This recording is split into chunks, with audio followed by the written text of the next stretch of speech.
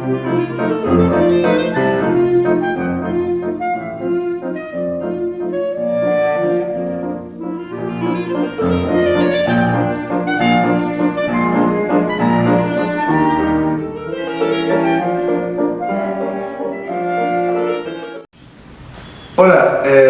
ya estamos por el sexto video y a medida que avanzamos en la comprensión de los rudimentos del lenguaje plástico y su particular gramática, vamos entendiendo que los conceptos se relacionan y se articulan bajo los mismos criterios y principios.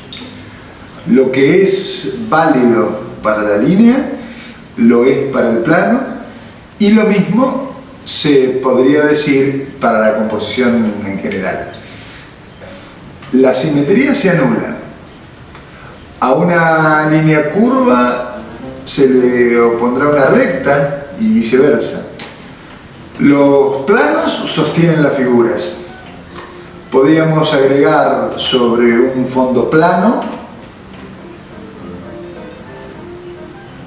se ubicará una figura trabajada. Es lo que el lenguaje hablado diríamos negro sobre blanco, o viceversa. Pero nos falta un aspecto muy importante de la estructura general de la obra, que es en definitiva el equivalente al esqueleto óseo en el cuerpo humano. Esta estructura responde a los mismos principios que el resto de los elementos que hemos visto.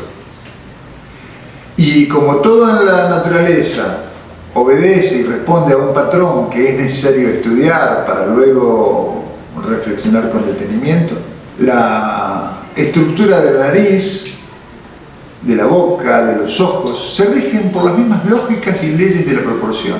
Sin embargo, el artista las va a modificar de acuerdo a sus necesidades expresivas y creará las formas visuales de acuerdo a su singular sentido estético. En el acto creativo, entonces, el artista privilegiará su visión a costa de la ruptura de las leyes de la proporción, de la naturaleza, de todo lo dado.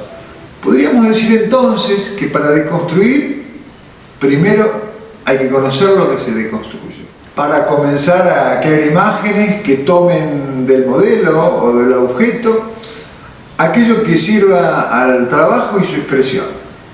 Pero ello tiene un límite, que es precisamente el equilibrio interno de la estructura.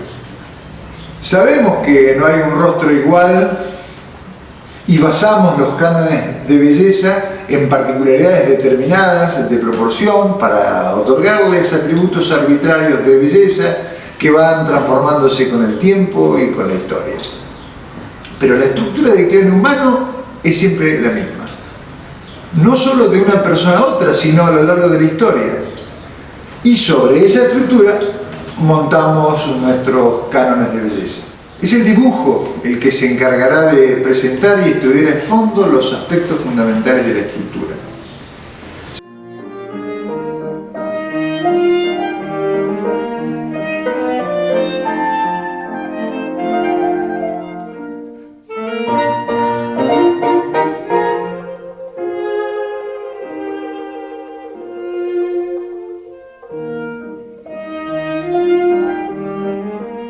Sin embargo, no hemos querido en este curso comenzar por este aspecto porque existe un riesgo muy grande de confundir esta importancia con la reproducción sin reflexión sobre los otros elementos del lenguaje plástico. Y como resultado de esto, utilizar la potencia del dibujo para producir imágenes coloreadas sin otra intención que la representación de la anécdota transformando un lenguaje y su potencialidad en un mero auxiliar de la literatura.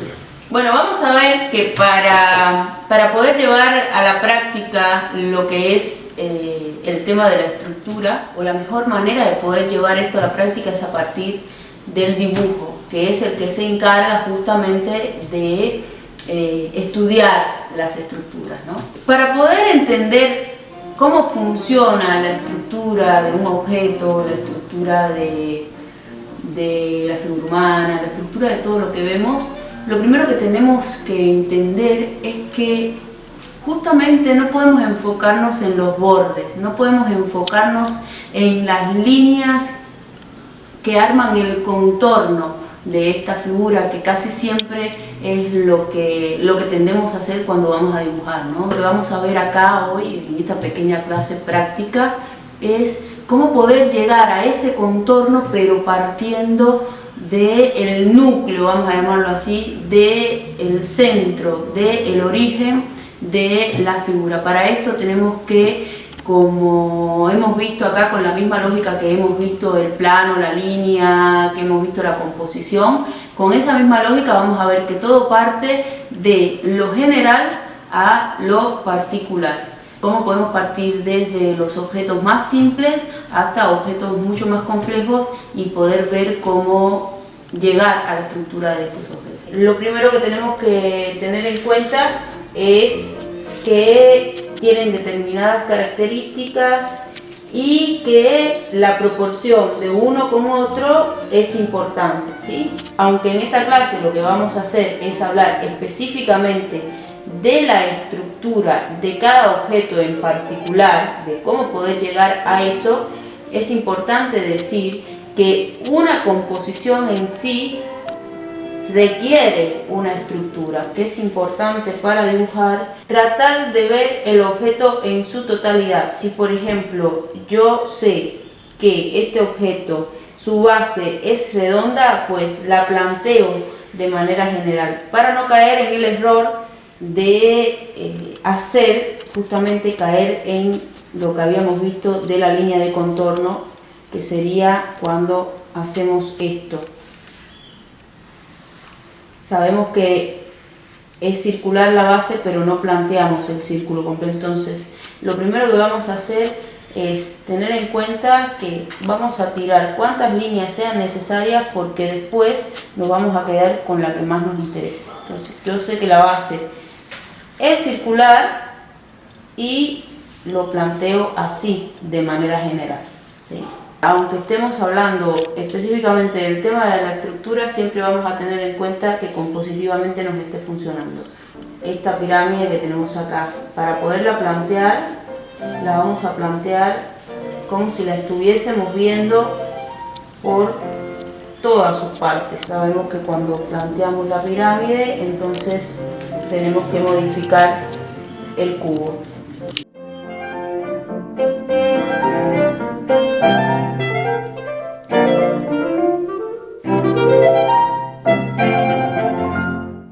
Justamente lo que nos va a dar la estructura de estos elementos, por muy simple que sea, va a ser donde nosotros ponemos la intensidad del claroscuro o de la sombra. Pero todavía no nos vamos a enfocar en el claroscuro, solamente vamos a marcar, ¿no?, los planos que nosotros creemos que nos definen esta figura. Por ejemplo, en el cono nos define, es bastante notable esa sombra ahí, que justamente es la que me da el volumen. Esto que estamos viendo es un ejemplo sencillo con el cual nosotros podemos empezar a estudiar el tema de las estructuras, ya sea con estos cuerpos geométricos o con los cuerpos geométricos que ustedes tengan al alcance de su mano. Vamos a poner otro ejemplo más sencillo y vamos a ir complejizándolo poco a poco. Vamos a ver, por ejemplo, como les decía, lo principal es comenzar de lo general a lo particular. Es muy importante la observación, mirar lo que estamos dibujando. Este ejercicio no podríamos hacerlo de otra forma que no sea con un modelo o con una imagen o con una fotografía.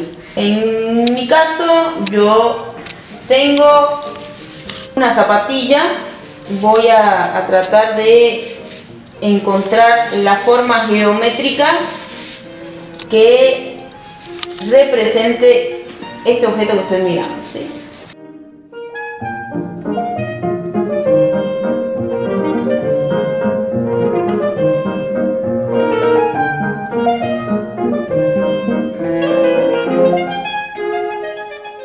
La idea es que ustedes vean cómo cuando el trabajo se va armando de lo general o particular, llega un momento donde en cualquier momento que lo dejemos funciona perfectamente.